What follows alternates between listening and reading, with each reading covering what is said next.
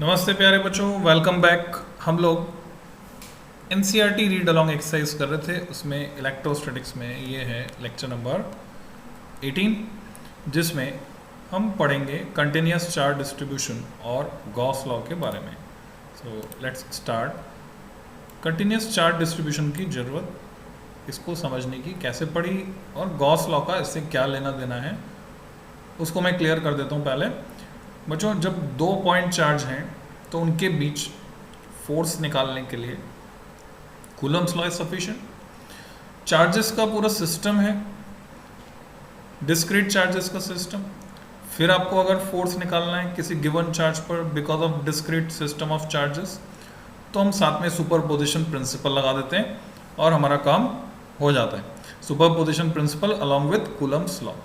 पर अगर continuous charge distribution का केस है, चार्ज यूनिफॉर्मली किसी लेंथ के अलॉन्ग या किसी सरफेस पर या किसी वॉल्यूम में डिस्ट्रीब्यूटेड है, तो ऐसे सिचुएशन में कूलम्स लॉ और सुपरपोजिशन प्रिंसिपल लगाकर हम पता करेंगे। तो बच्चों कैलकुलस लगानी होगी, process will become lengthy. Small element मान के उसकी वजह से फोर्स निकालेंगे, फिर उसको इंटीग्रेट करेंगे, लिमिट्स लगाएंगे वगैरह वगैरह, बहुत ही लंबा काम हो जाएगा और टाइम भी लगेगा। तो ऐसे सिचुएशन में शॉर्टकट मेथड यहाँ पे क्या है, हम गॉस लॉ लगाकर पतली गली से निकल जाते हैं। तो वो गॉस लॉ क्या है, कैसे काम करता है, उसको समझने के लिए पहले हम तीन तरह के कंटिन्यूस चार्ज डिस्ट्रीब्यूशन को डिस्कस करेंगे। तो आप अपनी एनसीईआरटी बुक खोल सकते हैं, इसमें आर्टिकल है 1.13 और ये पेज नंबर है 32। पेज नंबर 32 पर article number 1.13, we have so far dealt with charge configurations involving discrete charges q1, q2, q3 up to qn. One reason why we restrict it to discrete charges is that the mathematical treatment is simpler and does not involve calculus. For many purposes, however, it is impractical to work in terms of discrete charges and we need to work with continuous charge distributions. तो practically कई जगह ऐसा होता है। For example, on the surface of A charge conductor, वहाँ पर charge uniformly distribute होगा। Uniformly distribute होगा ऐसा कहना गलत है, चार्ज डिस्ट्रीब्यूट होगा। चार्ज डेंसिटी नॉन यूनिफॉर्म रहेगी, जहाँ शार्प पॉइंट होंगे वहाँ चार्ज डेंसिटी बढ़ जाएगी। It is impractical to specify the charge distribution in terms of the locations of the microscopic charge constituents. It is more feasible to consider an area element delta S, जैसे कि figure 1.24 में आप देख रहे हैं, on the surface of the conductor which is very small on the macroscopic scale but big enough to include a very large number of electrons, and specify the charge delta Q on that element. We then define a surface charge density sigma at the area element by sigma equal to delta Q by delta S. बच्चों, line charge define करना है तो lambda is the linear charge density, तो delta L length में कितना charge होगा, delta Q equal to lambda into delta L इतना होगा। सरफेस चार्ज डेल्टा क्यू हो गया sigma into delta S. We can do this at different points on the conductor and thus arrive at a continuous function sigma called the surface charge density. The surface charge density sigma so defined ignores the quantization of charge. Amount में ज़्यादा है तो हम quantization of charge को ignore कर देंगे, and the discontinuity in charge distribution at the microscopic level. तो इसका क्या मतलब है, यहाँ पे जो स्टार मार्क्ड है वो आप देखेंगे पेज के एंड में यहाँ लिखा रहेगा, at the microscopic level charge distribution जो है वो डिसकंटिन्यूस होता है, यानी क्वांटाइजेशन वैलिड रहता है, बिकॉज दे आर यानी क्वांटाइजेशन को इग्नोर नहीं कर सकते। Discrete charges separated by intervening space where there is no charge, ये सिस्टम रहेगा। पर जब हम बात कर रहे हैं कंटिन्यूस चार्ज डिस्ट्रीब्यूशन की, तो सिचुएशन चेंज हो गई। Sigma represents macroscopic surface charge density which in a sense is a smoothed out average of the microscopic charge density over an area element delta S, which as said before is large microscopically but small macroscopically. Small level पे जाएंगे तो large है, large level पे जाएंगे तो small है, ये इसका मतलब है। The units for sigma are coulomb per metre square, इसमें हम नापेंगे कूलम पर मीटर स्क्वायर में। Similar considerations apply for a line charge distribution and a volume charge distribution. The linear charge density lambda of a wire is defined by, lambda हो जाएगा delta Q by delta L, where delta L is a small line element of wire on the macroscopic scale that however includes a large number of microscopic charge constituents, and delta Q is a charge contained in that line element. तो ये हमने linear charge density lambda define किया। The units for lambda coulomb per metre में हम नापेंगे। The volume charge density sometimes simply called charge density भी बोल देते हैं उसको, is defined in a similar manner, वो हो जाएगा रॉ से दिखाते हैं उसको बच्चों, rho equal to delta Q by delta V, जहाँ पे डेल्टा क्यू चार्ज है included in the macroscopically small volume element delta V that includes a large number of microscopic charge constituents. तो ये आप समझ गए होंगे, लैंग्वेज बार बार इस्तेमाल हो रही है, मैक्रोस्कोपिकली स्मॉल है, माइक्रोस्कोपिकली लार्ज है। The units for rho are coulomb per metre cube. The notion of continuous charge distribution is similar to that we adopt for continuous mass distribution in mechanics, दोनों में symmetry है। When we refer to the density of a liquid, we are referring to its macroscopic density. We regard it as a continuous fluid and ignore its discrete molecular constitution। जैसे कि हम जानते हैं nucleus जो है वो dense part होता है बाहर एटम में, जहाँ इलेक्ट्रॉन घूम रहे हैं वो काफ़ी रेयर होता है, पर हम उसको इग्नोर कर देते हैं जब हम डील कर रहे हैं माइक्रोस्कोपिक लेवल पर। The field due to a continuous charge distribution can be obtained in much the same way as for a system of discrete charges. Equation 1.10 के बेसिस पे हम कह सकते हैं, सपोज कंटिन्यूस चार्ज डिस्ट्रीब्यूशन जो है वो स्पेस में चार्ज डेंसिटी रॉ है, कोई भी आप ऑरिजिन कन्वीनियंट ऑरिजिन चूज कर लीजिए, माना कि जो position vector of any point in the charge distribution वो आर है, तो चार्ज डेंसिटी रॉ जो है वेरी करेगी point to point, that is it is a function of R. अब हम क्या करेंगे, divide the charge distribution into small volume elements of size delta V. The charge in a volume element delta V is, वो होगा rho into delta V. Now consider any general point P inside और outside the distribution with position vector R. ये figure 1.24 से related है, तो figure 1.24 दिखा देता हूँ आपको। ये 1.25, तो ये रही फिगर 1.24। ये डेल्टा वी हमने लिया volume element.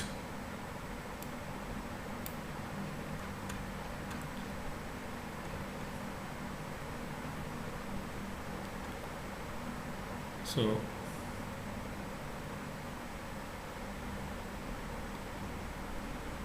Electric field due to the charge rho delta V is given by coulomb's law, उसको डेल्टा ई से दिखाया, स्मॉल चार्ज की वजह से स्मॉल इलेक्ट्रिक फील्ड, के की जगह 1/4 पे एप्सिलॉन 0, क्यू की जगह rho into delta V upon R dash का स्क्वायर, और ये डायरेक्शन के लिए unit vector R dash cap. Where R dash is the distance between the charge element P and R dash cap is the unit vector in the direction from the charge element to P, यानी electric field की direction में।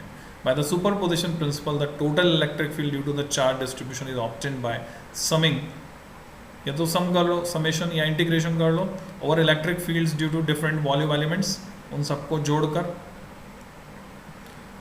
Sigma लगा दिया हमने। Note that rho R dash cap all can vary from point to point in a strict mathematical method. So we should let delta v tends to 0 and the sum then becomes an integral, but we omit that discussion here for simplicity. In short, using Coulomb's law and the superposition principle, electric field can be determined for any charge distribution. मना नहीं कर रहे कि नहीं कर सकते हैं, discrete continuous और part discrete and part continuous हम डिटरमाइन कर सकते हैं, पर हम जाएंगे पतली गली से, यानी गॉस लॉ यूज़ करके हम फील्ड निकालेंगे, उससे फिर फोर्स निकालेंगे। गॉस लॉ यूज़ करके कैसे फील्ड निकालते हैं सीखेंगे। गॉस लॉ है क्या, उसको समझिए। लाइट से लिंक करते हैं बच्चों, मान लीजिए किसी कमरे में कुछ अगरबत्तियाँ जल रही हैं, तो उनका जो धुआं बाहर आ रहा है, क्या धुएं को देखकर हम ये बता सकते हैं कि कितनी अगरबत्तियाँ जल रही हैं? कमरे में अंदाज़ा लगा सकते हैं, प्रोपोर्शनल रिलेशनशिप निकाली जा सकती है कि इस कमरे से, अलग अलग कमरे हैं, इस कमरे से इतना धुआं निकल रहा है तो लगभग इतनी अगरबत्तियाँ होंगी, दूसरे कमरे से उससे ज़्यादा निकल रहा है तो वहाँ से ज़्यादा होंगी, दुगनी होंगी, आधी 1.5 गुना होगी, 1.25 गुना होगी, वगैरह वगैरह। तो ये जो रिलेशन है, ऐसा ही एक रिलेशन किसी एनक्लोजर में कंटेंट चार्ज और उससे निकलने वाले इलेक्ट्रिक फ्लक्स के बीच दिया साइंटिस्ट गॉस ने, जिसको हम गॉस लॉ के नाम से जानते हैं। तो गॉस लॉ लिंक करता है चार्ज और कोरस्पॉन्डिंग फ्लक्स को, जो कि किसी क्लोज सरफेस से निकल रहा है। एज ए सिंपल एप्लीकेशन बच्चों, ये मोस्ट इम्पॉर्टेंट है इस चैप्टर में, हर बोर्ड में, हर साल, हर कंपटीशन में, हर साल इस पर क्वेश्चन आता ही आता है। As a simple application of the notion of electric flux, let us consider the total flux through a sphere of radius r. जैसे कि डायग्राम में आप देख रहे हो, which encloses a point charge q यहाँ पर है. At its center, divide the sphere into small area elements. ये delta s हमने divide किया as shown in figure. The flux through an area element delta s is delta phi equal to E dot delta s. तो ये कितना हो गया? ये हो गया q upon 4 pi epsilon 0 r square r cap delta s, इसके बराबर हो गया। Where we have used Coulomb's law for the electric field due to a single charge q. The unit vector r cap is along the radius vector from the center to the area element. Now, since the normal to a sphere at every point is along the radius vector, तो जो direction हो जाएगी E की और delta s की, दोनों की direction same है। Area element delta s and r cap have the same direction. Therefore, जो डेल्टा फाई है वो कितना हो जाएगा? फ्लक्स वो हो जाएगा के क्यू अपॉन आर स्क्वायर, यानी ई की value into delta S. E dot A होता है तो ई डॉट डेल्टा एस है, यहाँ पे ए की जगह डेल्टा एस है, तो ई की जगह तो आ गया K Q upon R square into delta S. Since the magnitude of unit vector is 1, the total flux through the sphere is obtained by adding up flux through all the different area elements. ऐसे सारे elements को मैं जोड़ दूँ। बच्चों ये circle नहीं है, क्या है? बॉल है, स्फीयर है। स्फीयर है तो स्फीयर का सरफेस एरिया कितना आता है? 4 पाई आर स्क्वायर। एंड सब समेशन अगर मैं लूँ डेल्टा फाई की जगह इंटीग्रेट कर दिया जाए, समेट कर दिया जाए, तो फाई की जो वैल्यू आएगी वो आएगी। सारे एलिमेंट्स को जोड़ा हमने तो डेल्टा एस वेरिएबल है, डेल्टा एस का समेशन किसके बराबर होगा आप जानते हैं? पूरे स्फीयर के एरिया के बराबर, जो कि 4 पाई आर स्क्वायर होता है। तो 4 पाई आर स्क्वायर से ये 4 पाई आर स्क्वायर कटा और हमारे पास क्या बचा? Q upon epsilon 0। बच्चों ये गॉस लॉ का प्रूफ है, जो सिलेबस में तो नहीं है, सीबीएसई सिलेबस में नहीं है, मेंशन्ड है। Proof is not in syllabus, statement only, statement is required. पर कभी कभी पूछ लेते हैं बाउंड्री लाइन क्वेश्चन, तो आपको गॉस लॉ प्रूव करना आना चाहिए। ये प्रूफ था गॉस लॉ का। Phi equal to Q upon epsilon 0, ये वो रिलेशन एस्टेब्लिश हो गया किसके बीच? फ्लक्स और चार्ज कंटेंट के बीच। किसी भी सरफेस से निकलने वाला नेट इलेक्ट्रिक फ्लक्स फाई किसके बराबर होता है? 1 upon epsilon 0 times total charge जो सरफेस में कंटेंट है उसके बराबर होता है। तो equation 1.30 is a simple illustration of a general result of electrostatics called Gauss law. We state Gauss law without proof. Electric flux through a close surface S equal to Q upon epsilon 0, जहाँ पे Q है total charge enclose by S. The law implies that the total electric flux through a closed surface is 0 if no charge is enclosed by the surface. या तो ऐसा कह लें या कह लें अगर चार्ज एनक्लोज हो तो जितना पॉजिटिव उतना नेगेटिव होना चाहिए। जैसे अगर सरफेस के अंदर डाइपोल भरे मान लो तो भी क्या होगा? फाई 0 होगा। We can see that explicitly in the simple situation of figure 1.26. तो फिगर 1.26 की बात कर रहे हैं बच्चों, ये फिगर 1.26, एक सिलेंडर है, एंड सरफेस 1 एंड 2 और ये इलेक्ट्रिक फील्ड की डायरेक्शन। तो इसके रेफरेंस में अगर हम बात करें,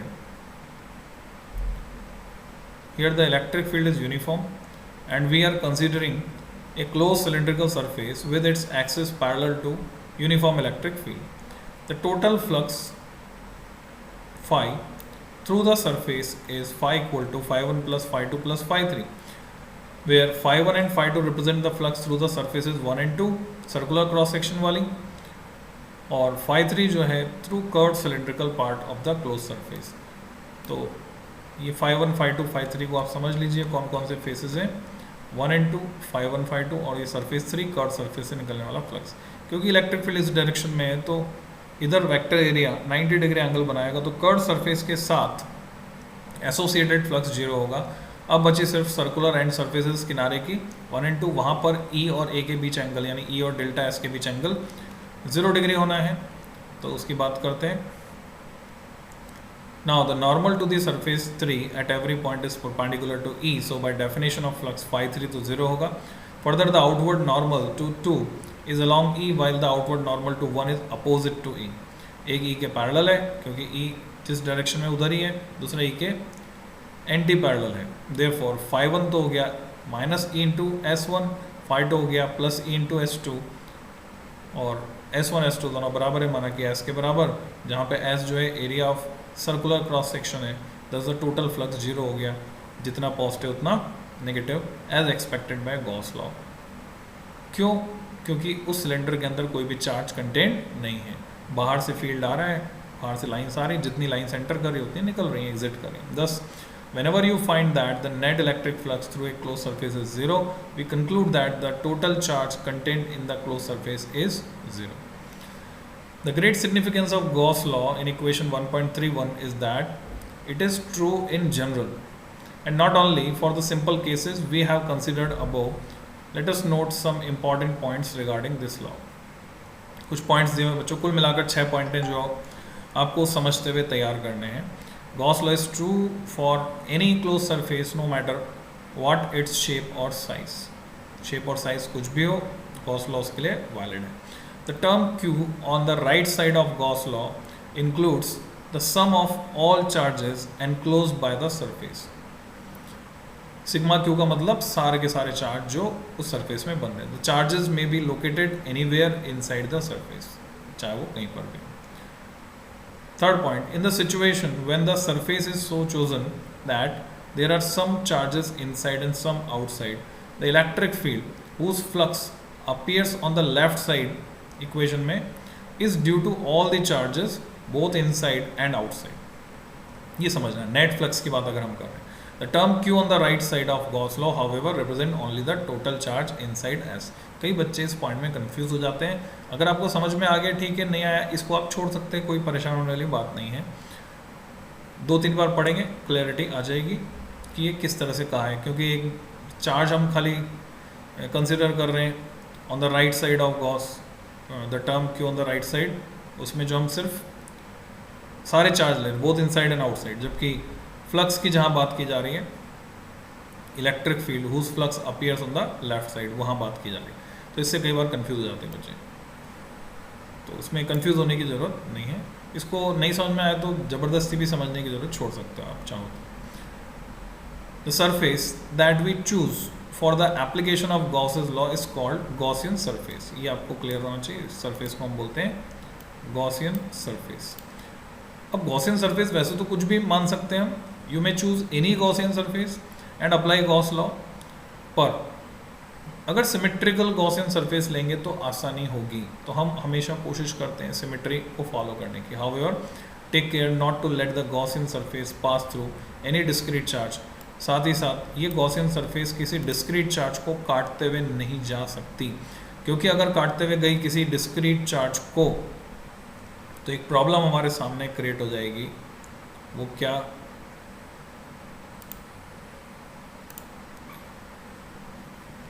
हम ये तय नहीं कर पाएंगे कि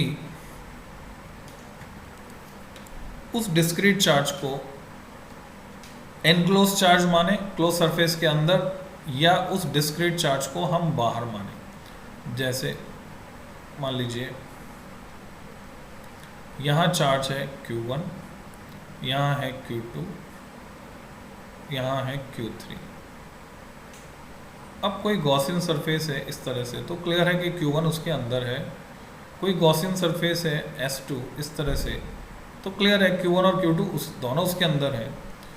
कोई गॉसियन सरफेस अगर मैं इस तरह से कंसिडर करूं जिसमें Q3 जो है बाउंड्री पर आ रहा है यहाँ पर S3 में, तो यहाँ थोड़ी सी समस्या है। Q1 Q2 no doubt S3 के अंदर है, पर Q3 के बारे में हमें नहीं पता हम पक्के तौर पे नहीं कह सकते इसे अंदर माने या बाहर माने, इसलिए रूल क्या बनाया गया है कि इस तरह की कोई गॉसियन सरफेस आप नहीं ले सकते हो जो कि डिस्क्रीट चार्ज को काटते हुए जा रही हो. So we can't take Gaussian surface of this type. Okay, this is because electric field due to a system of discrete charges is not well defined at the location of any charge. As you go close to the charge, the field grows without any bound और infinity हो जाएगा. However, the Gaussian surface can pass through a continuous charge distribution. हाँ, ये जो Gaussian surface है किसी continuous charge distribution को काटते हुए जा सकती है. मान लीजिए charge is uniformly distributed on this line, जिसको हम बोलेंगे linear charge distribution. And suppose Gaussian surface is like this. एक सिलिंड्रिकल गॉसियन सरफेस है जो कि इस तरह से है. तो अभी इसमें कोई प्रॉब्लम नहीं है, ऐसी सरफेस हो सकती है. कैसे? अगर सिलेंडर की लेंथ है L और इस लाइन चार्ज पर लीनियर चार्ज डेंसिटी लैम्डा है, तो हम क्लियर कट कह सकते हैं कि जो चार्ज इस सिलेंड्रिकल सरफेस यानी इस गॉसियन सरफेस के अंदर है, अगर मैं इसको Q से दिखाऊं तो वो कितना होगा, लैम्डा इंटू L. इसमें कोई कन्फ्यूज़न नहीं है. जितना चार्ज अंदर है और जितना बाहर है उसमें कोई कन्फ्यूज़न नहीं है. पर यहाँ कन्फ्यूज़न था कि Q3 को अंदर लेंगे या बाहर लेंगे. तो S3 जैसी सरफेस नहीं हो सकती, पर ये इस तरह की सरफेस हो सकती है, यानी कंटिन्यूस चार्ज डिस्ट्रीब्यूशन को गॉसियन सरफेस काट के जा सकती है. Point number 5, Gauss's law is often useful towards a much easier calculation of the electrostatic field when the system has some symmetry. Symmetry होने पर काम आसान हो जाएगा. This is facilitated by the choice of a suitable Gaussian surface. तो आपको suggest किया जाता है आप Gaussian surface कैसी लें, सिमेट्रिकल लें. पॉइंट चार्ज है तो स्फेरिकल, लाइन चार्ज है तो सिलेंड्रिकल, इस तरह से आप ले सकते हैं. Finally Gauss law is based on inverse square dependence. इसको अच्छे से नोट कर लें. On distance contained in the Coulomb's law. Inverse square dependence on distance contained in the Coulomb's law. Any violation of Gauss's law will indicate departure from the inverse square law.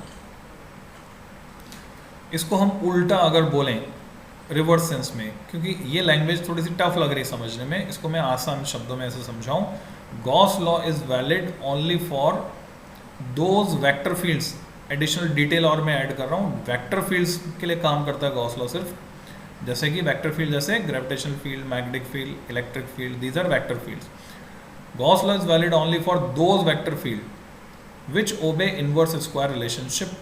अगर inverse square relationship obey नहीं करता है कोई field, तो उस situation में उसके लिए आप गॉस लॉ नहीं लगा सकते हैं. आपसे सवाल पूछा जाता है कि अगर Coulomb's law inverse cube relation को फॉलो करे तो क्या गॉस लॉ एप्लीकेबल होगा? तो बच्चों जवाब है नहीं होगा. और ये वेक्टर और स्केलर फील्ड का क्या कंसेप्ट है? स्केलर फील्ड होते हैं वेक्टर फील्ड के कॉन्ट्रेरी. स्केलर फील्ड जैसे कि टेम्परेचर फील्ड, एसी के पास ज़्यादा ठंडा होगा, जैसे दूर जाएंगे ठंडा कम होगा, टेम्परेचर फील्ड क्रिएट हो जाएगा. प्रेशर फील्ड, एटमॉस्फेयर में जो है कहीं पर प्रेशर ज़्यादा है कहीं प्रेशर कम है, प्रेशर डिस्टर्बेंस रीजन्स क्रिएट हो रहे हैं तो प्रेशर फील्ड बन जाएगा. तो स्केलर फील्ड के लिए गॉस लॉ एप्लीकेबल नहीं है.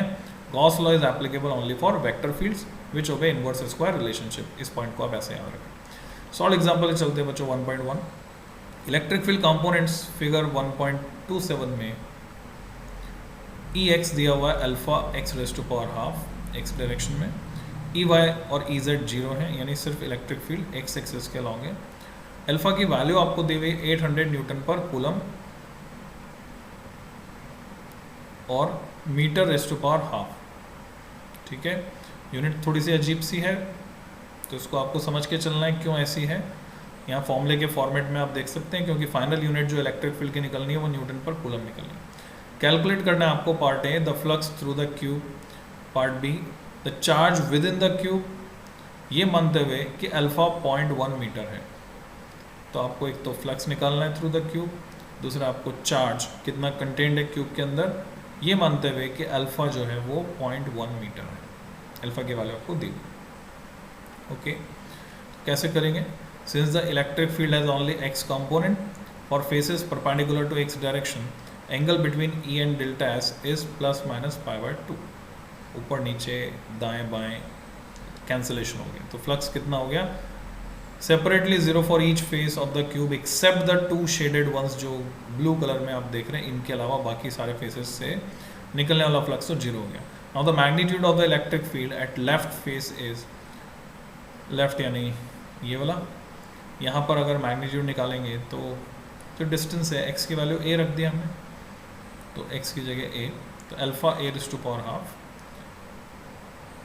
और magnitude of electric field at right face यहाँ पे निकालेंगे तो x की वैल्यू 2a रखेंगे, तो alpha into 2a⁻², x equal to 2 at the right face. The corresponding fluxes, corresponding flux हो गए लेफ्ट पर राइट पर, वो हमने कैलकुलेट करके निकाल लिया, ये हो गया corresponding flux, EL into a², ER into a², जहाँ पे EL लेफ्ट में वैल्यू है, ER राइट में वैल्यू है। तो नेट फ्लक्स निकालने के लिए क्या करना होगा, हम दोनों को जोड़ देंगे, एक नेगेटिव है एक पॉजिटिव है, तो रिजल्टेंट हमने निकाल लिया, वैल्यूज पुट कर दी ER और EL की, रिजल्टेंट फ्लक्स हमारे पास आ गया 1.05 न्यूटन मीटर स्क्वायर पर कूलम, यानी कुछ चार्ज डेफिनेटली इस क्यूब के अंदर होगा। अब वो चार्ज कितना होगा वो हम निकाल सकते हैं गॉस लॉ लगाकर, we can assume Gauss law to find the total charge Q inside the cube. हम जानते हैं फाई होता है क्यू अपॉन एप्सिलॉन 0, तो क्यू हो गया फाई इंटू एप्सिलॉन 0, इसलिए यहाँ से क्यू आ जाएगा, हम फाई को यानी 1.05 को मल्टीप्लाई कर देंगे एप्सिलॉन 0 8.85 10⁻⁻12 से, तो दिस इज चार्ज। एग्जाम्पल 1.12 की बात करते हैं बच्चों, एक इलेक्ट्रिक फील्ड है जो कि यूनिफॉर्म है in the positive X direction for positive x and uniform with same magnitude but in the negative x direction for negative x, दोनों डायरेक्शन में बाय डायरेक्शन है। नेगेटिव एक्स में जाएंगे तो उसी डायरेक्शन में है, पॉजिटिव एक्स में आएंगे तो उसी डायरेक्शन में, और इसकी वैल्यू कितनी है 200 I cap newton per coulomb for X greater than 0 and -200 I cap newton per coulomb for X less than 0। Direction भी चेंज होगी, इसके माइनस साइन ये इंडिकेट कर रहा है। A right circular cylinder of length 20 centimetre, radius 5 centimetre, has its centre at the origin and its axis along the X axis. तो imagine करो कैसा डायग्राम होगा, फिर डायग्राम बनाना है आपको, या सॉल्व एग्जाम्पल है तो इसमें देखेंगे। So that one face is at x equal to +10 centimetre and the other is at x equal to -10 centimetre. ये कोऑर्डिनेट के हिसाब से हम बता सकते हैं, लेंथ 20 सेंटीमीटर इसलिए और सेंटर पर ऑरिजिन है इसलिए। पहला पार्ट में पूछा है what is the net outward flux through each flat face, ये हमको निकालना है। बी पार्ट में फ्लैट फेस यानी कर्व सरफेस की बात नहीं कर रहे, ढोलक में जो साइड में होते हैं तो उस तरह से साइड वाली दोनों सरफेसेस, सर्कुलर एंड सरफेस की बात कर रहे हैं। What is the net flux, what is the flux through the side of the cylinder, वो बताना है। What is the net outward flux through the cylinder, what is the net charge inside the cylinder, ये सारे part हैं question के। तो पहले बात करें, we can see from the figure, ये सिचुएशन है, डायग्राम हमने बना लिया। पॉजिटिव एक्स डायरेक्शन में इलेक्ट्रिक फील्ड इधर है, इधर नेगेटिव एक्स डायरेक्शन में है, तो निश्चित रूप से सारा का सारा चार्ज जो है इसके अंदर है, जो कि नॉन जीरो होना चाहिए। तो फाई लेफ्ट फेस के लिए हमने निकाला ई डेल्टा एस, वो है -200 I cap dot delta S. अब क्योंकि एंगल जो है वो डॉट ओपन करेंगे आई कैप डॉट डेल्टा एस, तो डेल्टा एस उधर है, आई कैप उधर है, तो cos 180 तो माइनस से माइनस कट गया, प्लस आ गया +200 डेल्टा एस, और डेल्टा एस की वैल्यू हम निकाल सकते हैं, 5 सेंटीमीटर रेडियस है तो πr² से, पहले 5 सेंटीमीटर को मीटर बदला 0.05, तो 1.57 न्यूटन मीटर स्क्वायर पर कूलम आ गया। राइट फेस की बात करें, सिमेट्री है तो वो भी इतना ही होगा प्लस में। टोटल फ्लक्स इधर से भी निकल रहा है उधर से भी निकल रहा है, दोनों साइड से लाइन निकल रही है, तो जुड़ जाएगा नहीं, इसका ट्वाइस हो जाएगा, डबल 3.14 न्यूटन मीटर स्क्वायर पर कूलम। क्योंकि कर्व सरफेस से तो कोई फ्लक्स निकल नहीं रहा, थीटा 90 डिग्री होने से cos 90 0 हो गया। तो नेट चार्ज अगर निकालना है तो इसी को इक्वेट करना होगा, तो क्यू को हमने इक्वेट किया और phi into epsilon 0 value calculate की 2.78 इंटू 10⁻11 कूलम, ये जवाब आ गया हमारे पास। तो ये आपने देखे, एप्लीकेशन में डील करूँगा बच्चों नेक्स्ट लेक्चर में, अभी इतना ही, नेक्स्ट लेक्चर में एप्लीकेशन।